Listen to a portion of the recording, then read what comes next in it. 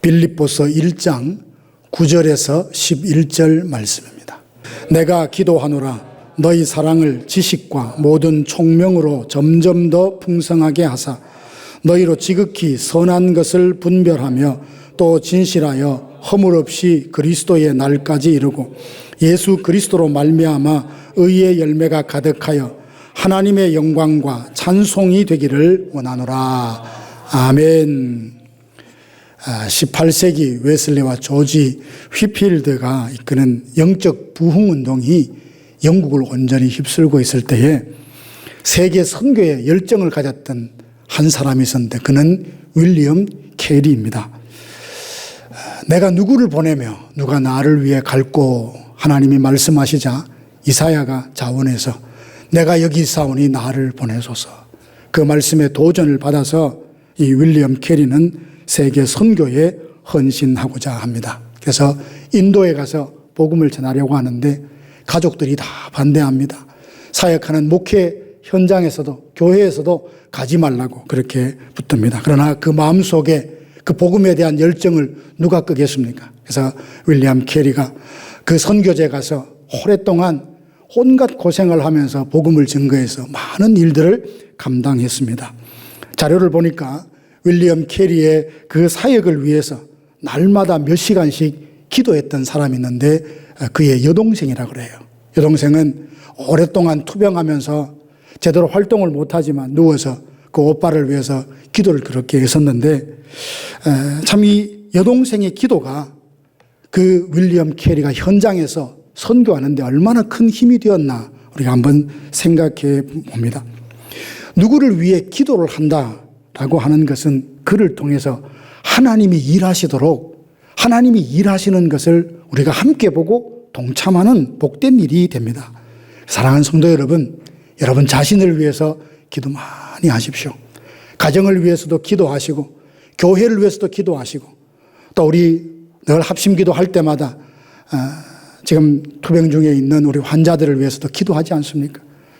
우리 목사님 말씀하신 대로 이게 남의 일이 아니고 그의 일이 아니고 우리의 일이고 내 일처럼 그렇게 마음을 갖고 기도할 때 하나님이 우리의 기도를 통해서 얼마나 놀랍게 일하시는지 함께 경험하게 되기를 원합니다.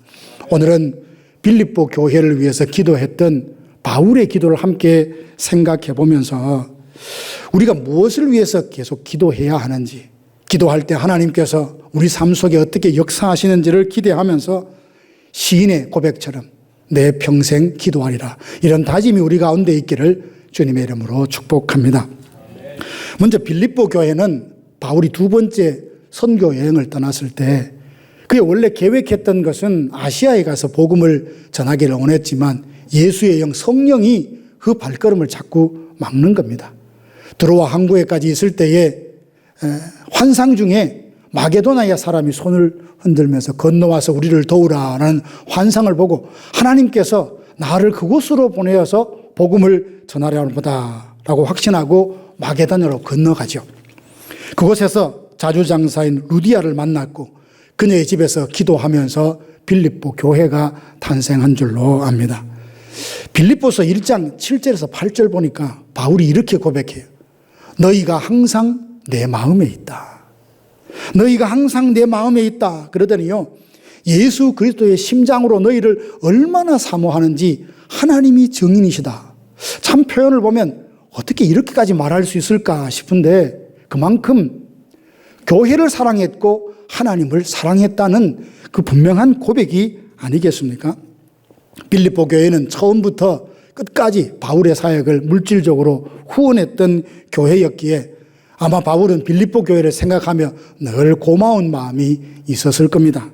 그런데 에바브로디도를 통해서 교회의 형편을 듣자 바울은 고민이 깊어지기 시작했습니다. 왜냐하면 교회 안에 아마 중요한 리더였던 것 같은데 여성 두 리더 유오디아와 순두개가 서로 갈등을 하면서 다투고 있다는 소식을 들었고요. 유대주의자들의 잘못된 가르침을 교인들에게 전하고 있다라는 것을 걱정하는 마음에 권면을 합니다. 그 권면을 하기 전에 바울이 먼저 교회를 위해서 기도한 본문이 오늘 읽었던 9절 11절 말씀입니다. 바울은 빌립보 교회를 위해서 무엇을 기도했냐 보니까 9절 보니까 내가 기도하노라 너희 사랑을 지식과 모든 총명으로 점점 더 풍성하게 하사.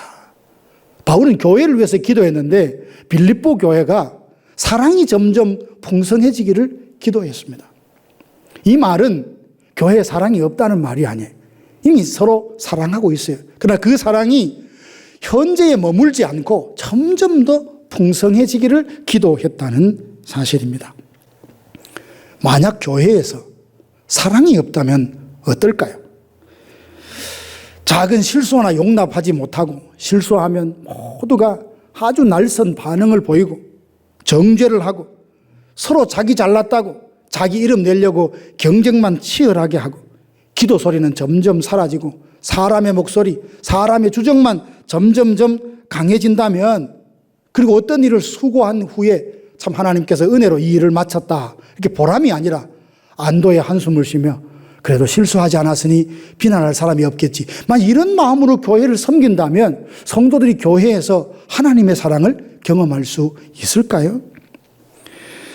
그래서 바울은 빌립보 교회 안에 이미 사랑이 있지만 그 사랑이 점점 더 풍성해지기를 기도하고 있습니다. 사랑이 풍성해지려면 오늘 바울의 고백 들어보면 지식과 총명이 있어야 된다라고 말합니다. 혹시 여러분들 누군가 사랑한다라고 했다가 그 사랑이 하루도 못 가고 일주일도 못 가고 금세 마음이 돌아서서 여러분을 미워하고 공격하고 그냥 변덕스러운 이런 사람들의 사랑 혹시 경험해 보지 못하셨나요? 왜 그럴까요? 그 사랑은 감정에 기초를 두고 있으면 그러합니다. 사람의 감정은 하루에도 수십 번 바뀌잖아요. 우스갯소리로 하루에도 우리의 감정은 천국 갔다가 지옥 갔다가 분노했다가 수없이 바뀐단 말이에요. 이 감정에 근거를 둔 사랑은 결코 지속되지도 온전하지도 진실할 수도 없는 겁니다. 자기 마음에 들지 않으면 미워했다가 그저 자기 입에 단 것을 주면 헤헤 좋아했다가 이것을 가지고 성숙하다 진실한 사랑이라 말하기가 어려울 것입니다. 사랑이 예수님을 닮아서 지속되고 진실되고 끝까지 가려고 하면 지식과 총명에 근거한 사랑이어야 한다. 바울이 그렇게 말하고 있습니다. 여기 지식이라는 것은 하나님 예수 그리스도를 통해 알게 된 하나님에 대한 알물 말해요. 총명은 하나님을 알게 된 그 지식을 내 삶 속에 적용하게 하는 지혜를 말하고 있습니다.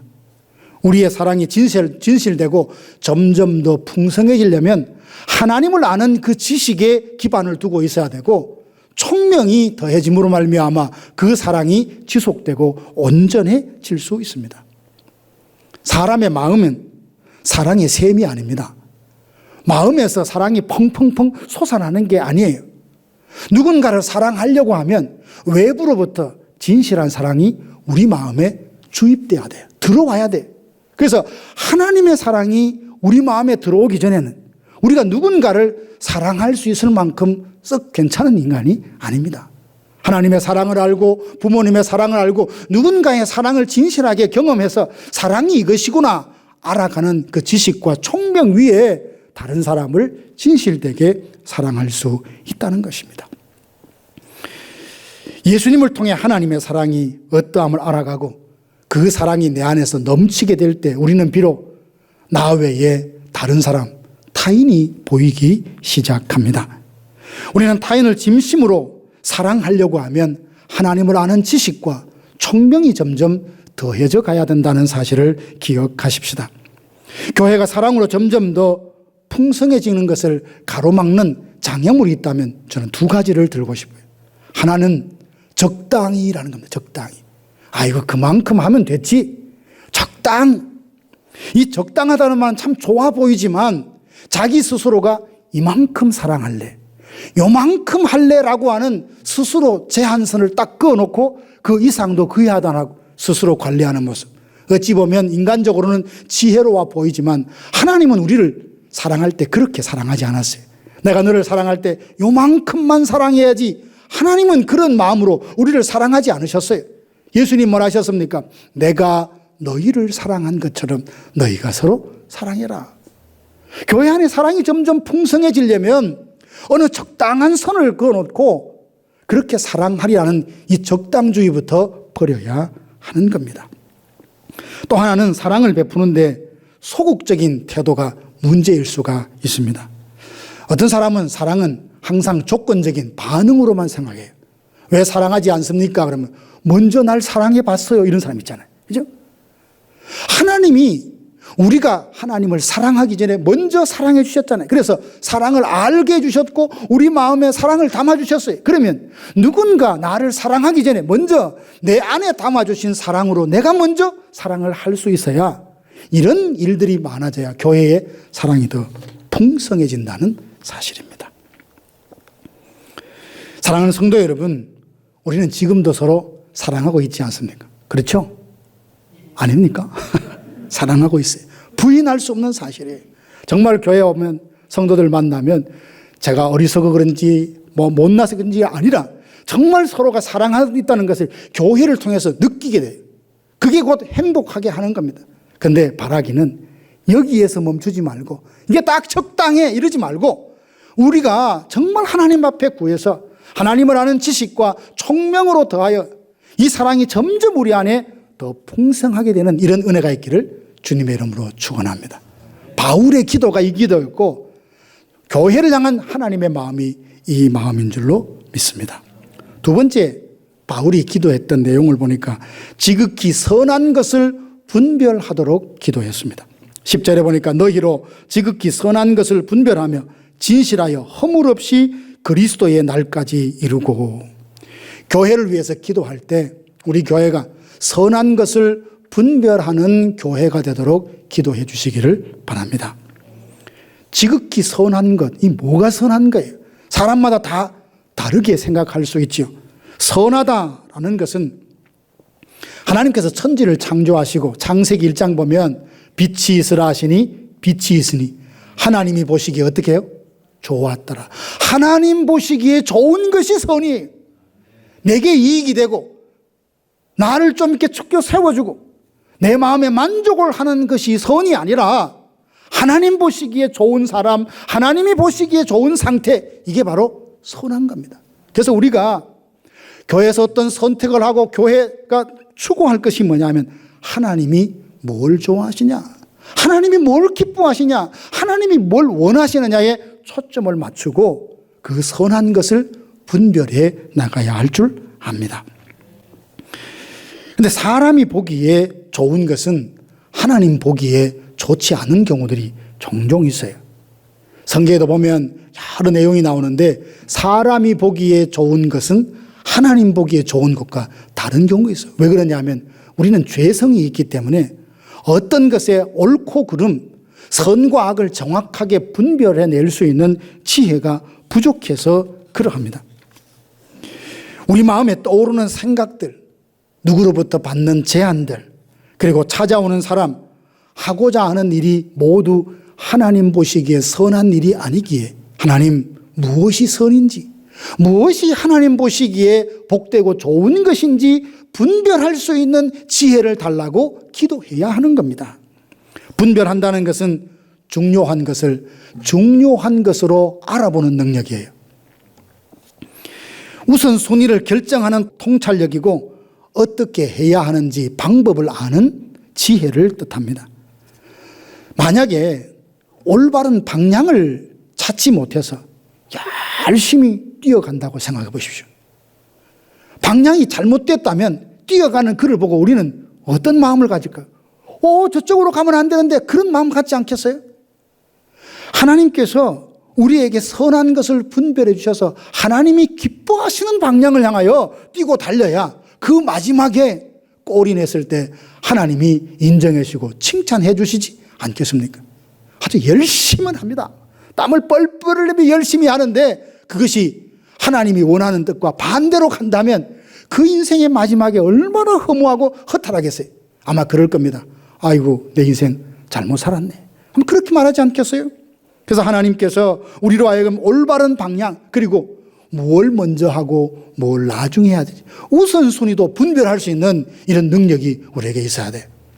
우선순위가 잘못되면요 열심히 삽니다. 많은 일들을 해요. 그런데 정녕 뒤돌아보면 가장 중요한 일, 꼭 해야 될 일은 항상 미루고 하지 못하고 이렇게 해서 후회하는 경우들을 종종 보지 않습니까? 그래서 바울처럼 우리도 하나님 선한 것이 무엇인지 분별할 수 있는 능력을 주십시오. 우리 교회가 그러하며 내가 그러하며 우리의 모든 가족들이 그러하여서 하나님이 보시기에 좋은 것 나도 좋고 하나님이 기뻐하는 것에 나도 기뻐하고 하나님 가고자 하는 쪽으로 나도 가고 하나님 보시는 것을 나도 볼 수 있는 그야말로 선한 것을 분별하게 해달라고 기도하는 우리 모두가 되기를 주님의 이름으로 축원합니다. 언제까지 이 분별력을 달라고 기도해야 될까요? 큰 일 앞두고 그 일만 해결하면 끝입니까? 그렇지 않아요. 오늘 본문 보니까 10절에 보니까 진실하여 허물 없이 그리스도의 날까지 이루고 우리가 선한 것을 분별해야 되는 그 한도는 언제야? 예수님 다시 오실 때까지. 즉 우리가 주님 앞에 가는 그 순간까지 이 긴장을 놓치지 말고 선한 것을 분별하게 해달라고 기도해야 합니다. 내 스스로 할 수 있는 일을 해결하고 내 힘으로 할 수 있는 일은 해결하고 도저히 할 수 없는 일만 하나님께 말해야지. 아이고 하나님 얼마나 귀찮으시겠나. 이런 사소한 일까지 그냥 하나님 도와주세요 한다면 하나님 얼마나 번거로우시겠느냐고 생각한다면 하나님에 대해서 오해하는 겁니다. 하나님은 우리가 사소한 많은 모든 것들을 주님과 의논하고 묻는 것 참 좋아하십니다. 좀 극단적인 예일 수 있지만 역대상 10장 14절 보면 하나님께 묻지 않아서 그 왕위를 계속 잊지 못한 사람이 있어요. 누군지 아시죠? 사울이에요. 사울. 성경에 정확히 표현 보면 이렇게 되어 있습니다. 사울이 여호와께 묻지 아니하였으므로 여호와께서 그를 죽이시고 그의 위를 다른 사람 다윗에게 주셨다. 하나님은 매사를 내 지혜, 내 경험대로 판단하기 전에 하나님의 뜻을 묻고 하나님 어떻게 하는 것이 선한 거죠? 어떻게 하는 것이 하나님께 기쁨이 되는 거죠? 묻고 하나님께서 인도하시는 대로 하나님께서 보여주시는 대로 순종하며 선택하여 나아가는 것을 기뻐하십니다. 성경을 기준으로 삼아서 지극히 선한 것이 무엇인지 분별할 수 있도록 기도하십시다. 우리의 힘과 지혜로는 결코 선한 것을 분별해내지 못합니다. 조금 힘 있는 사람, 영향력 있는 사람, 그 사람들이 이게 선하다 하는 그 말을 절대적으로 믿지 마세요. 참고는 하되 믿지 마세요.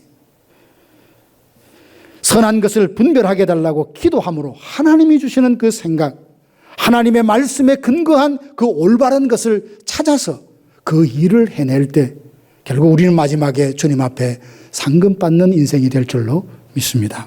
세 번째로 바울이 빌립보 교회를 위해서 기도했던 건 뭐냐 하면 의의 열매가 가득하게 해달라고 기도했습니다. 의란 좀 어려운 말인데 하나님과 올바른 관계를 회복된 상태, 하나님과의 관계가 온전히 회복된 상태라 보면 될 것입니다.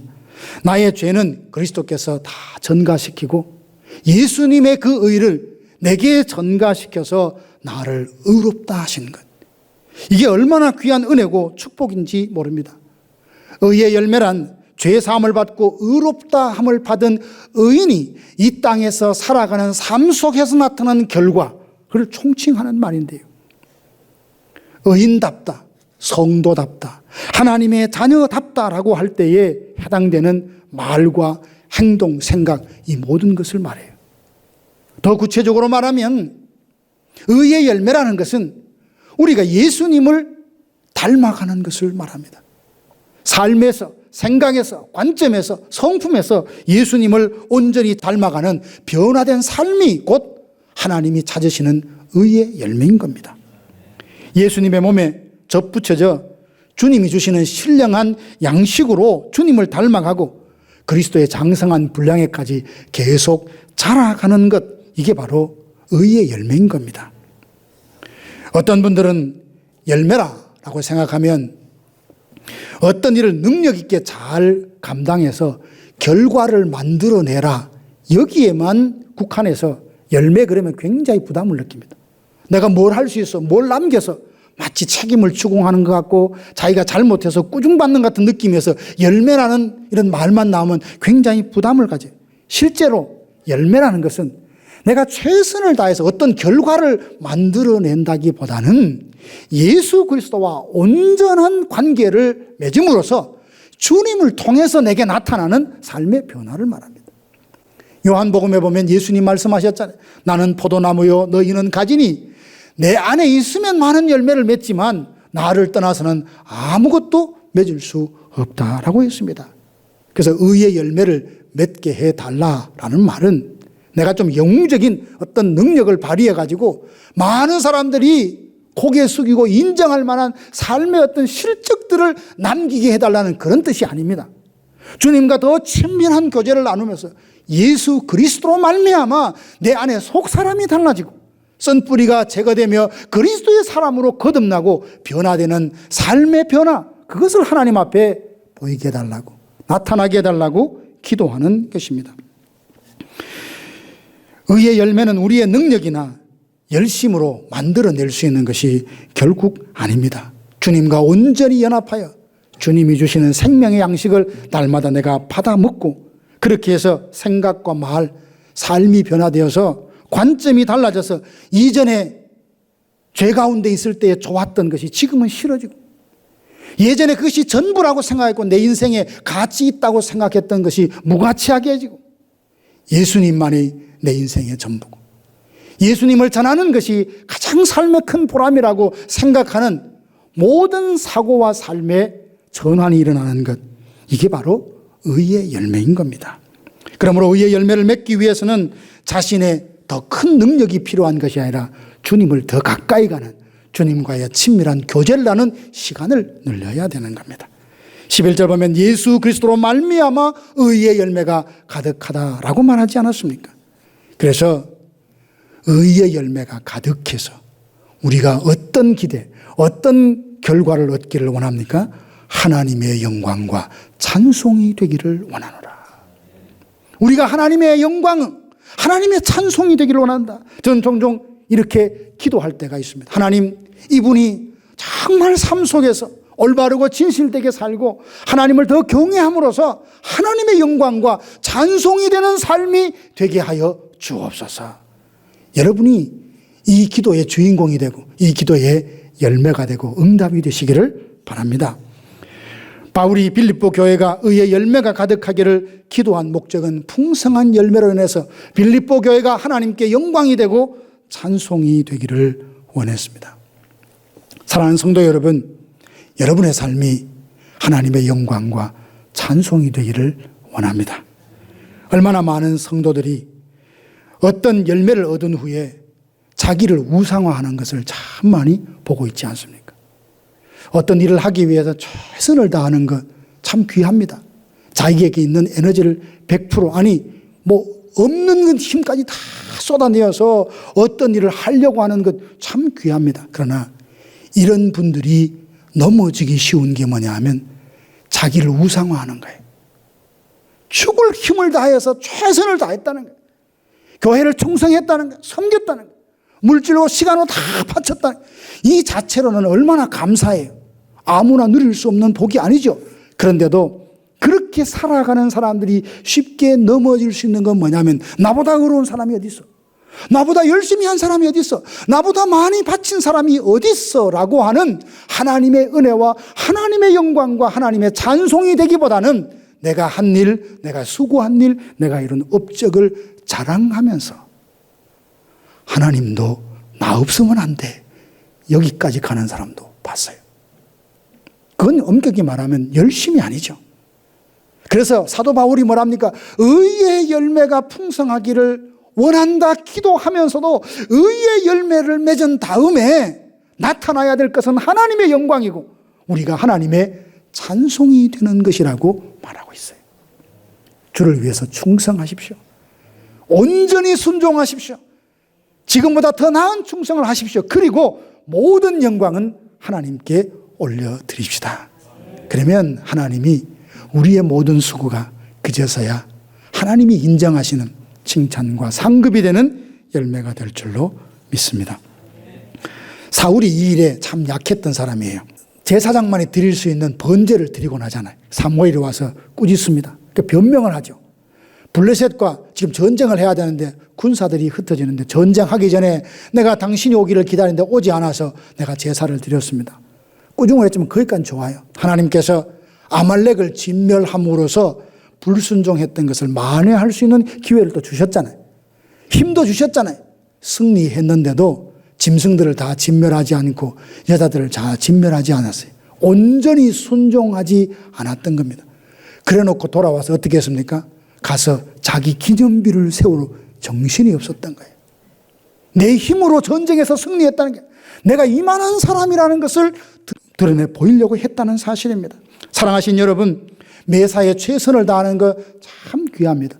그러고도 모든 영광을 하나님께 그저 은혜로 했습니다. 표가 얼마나 좋습니까? 오직 하나님의 은혜라. 나의 나된 것은 하나님, 정말 명언 중에 명언이에요. 이게 그냥 성경에 있는 하나의 글귀, 문장이 아니고 배너에 붙어있는 하나의 교회의 슬로건이 아니라 우리의 마음속에서 우러나서 고백해야 될 고백인 줄 믿습니다. 그래서 제가 아침에 예배 드릴 때마다 이 고백을 하는 것은 교회의 표이기 때문에 그렇게 고백하는 거 아니에요. 이 고백이 제 고백이 되었으면 좋겠다는 사모함으로 앞부분에 오직 나의 나된 것은 하나님의 은혜입니다. 고백하는 거예요. 돌아보면 하나님의 은혜 아니면 살 수 없어요. 잘 살았다면 바로 그것은 다 하나님의 은혜인 겁니다.